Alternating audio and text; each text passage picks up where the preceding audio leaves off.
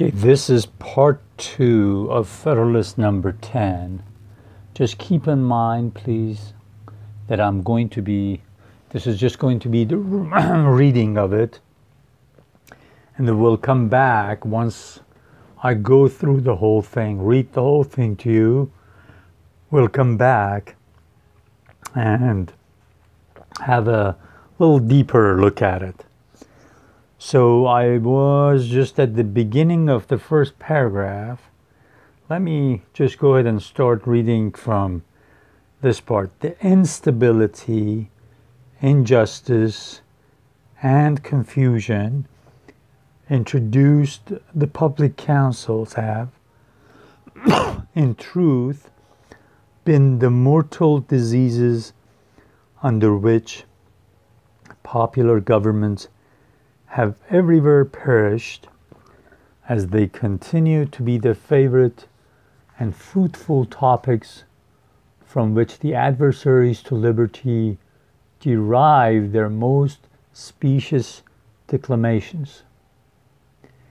The valuable improvements made by the American constitutions on the popular models, both ancient and modern, cannot certainly be too much admired, but it would be an unwarrantable partiality to contend that they have as effectually obviated the danger on this side as was wished and expected. Complaints are everywhere heard from our most considerate and virtuous citizens, equally the friends of public and private faith and of public and personal liberty, that our governments are too unstable, that the public good is disregarded in the conflict of rival parties, and that measures are too often decided not according to the rules of justice and the rights of the minor party, but by the superior force of an interested and overbearing majority. However anxiously we may wish that these complaints had no foundation, the evidence of known facts will not permit us to deny that they are in some degree true.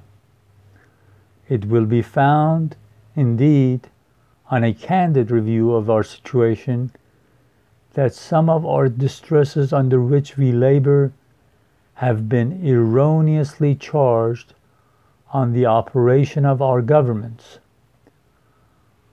But it will be found at the same time that other causes will not alone account for many of our heaviest misfortunes, and particularly for that prevailing and increasing distrust of public engagements and alarm for private rights, which are echoed from one end of the continent to the other. These must be chiefly, if not wholly, effects of the unsteadiness and injustice with which a factious spirit has tainted our public administration. Okay, keep in mind here that when he says governments in plural, notice he used governments. He's talking about the state governments, okay? The 13 state governments. Because he's reflected on the work of these 13 state governments from 1776 to 1787.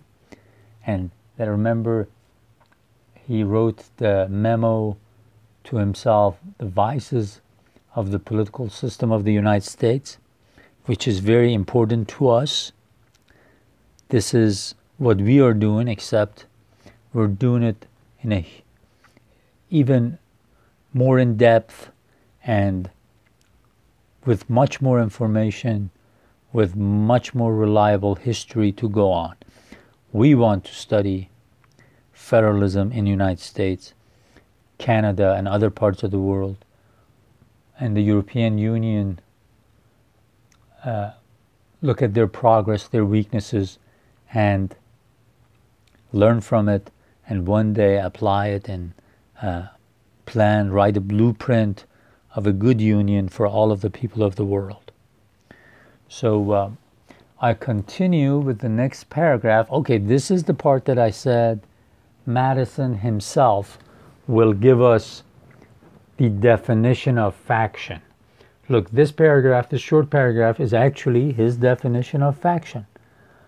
By a faction, I understand a number of citizens, whether amounting to a majority or minority of the whole, who are united and actuated by some common impulse of passion or of interest, adverse to the rights of other citizens or to the permanent and aggregate interests of the community. Notice the words he uses. They have, all of them, a negative, vice-like connotation to them, a negative meaning.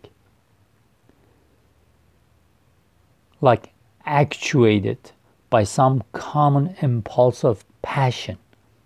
It's from passion, it's not from reason. Impulse, it's not thought through, it's not reflected upon. Adverse, to the detriment, to the negative, to the opposite of what is good and positive for the community. So let me read this again to you, because I want you to learn this real well. By a faction, I understand a number of citizens, whether amounting to a majority or minority of the whole.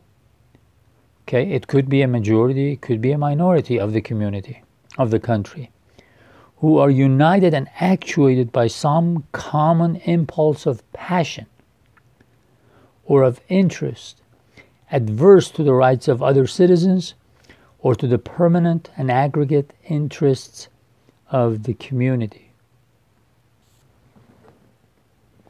Okay, I will continue. There are two methods of curing the mischiefs of faction. The one by removing its causes, the other by controlling its effects. There are again two methods of removing the causes of faction. The one by destroying the liberty which is essential to its existence, the other by giving to every citizen the same opinions, the same passions, and the same interests. It could never be more truly said than of the first remedy that it was worse than the disease. Liberty is to faction what air is to fire, an element without which it instantly expires.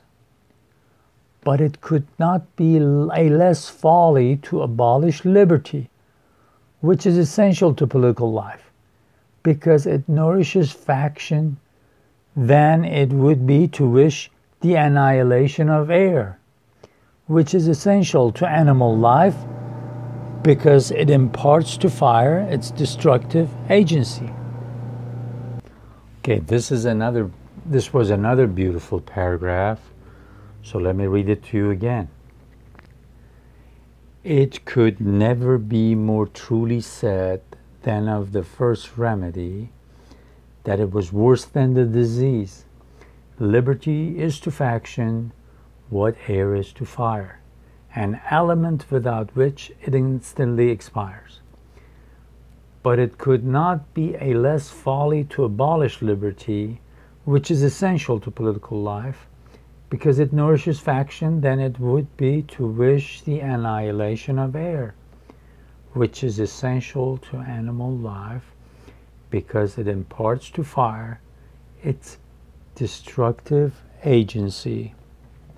Okay. I recommend that if you would read through this again, if you like, listen to my reading of it. I'm sure in the future there will be many readings of these Federalist Papers done professionally, good sound, good in a good studio. So till that comes about, whenever you come across these videos, just have the Federalist Papers in front of you and maybe just follow along with me. In this case, in the case of Federalist 10, I just want to mostly read it first, then come back and discuss it like we've discussed some of the other Federalists.